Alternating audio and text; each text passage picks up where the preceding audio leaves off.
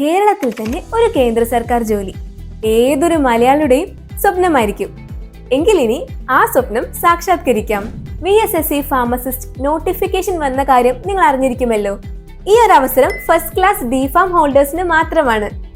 90 minute duration വരുന്ന ഈ ഒരു എക്സാമിന് ടോട്ടൽ 80 ക്വസ്റ്റ്യൻസ് ആണ് ഉണ്ടായിരിക്കുക.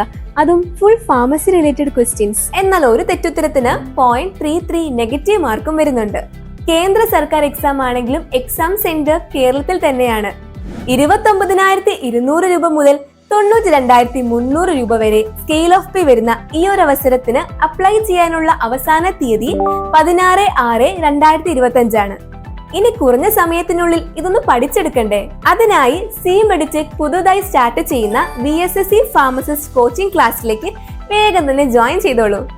For more details and any doubt, feel free to contact Meditech Online Academy.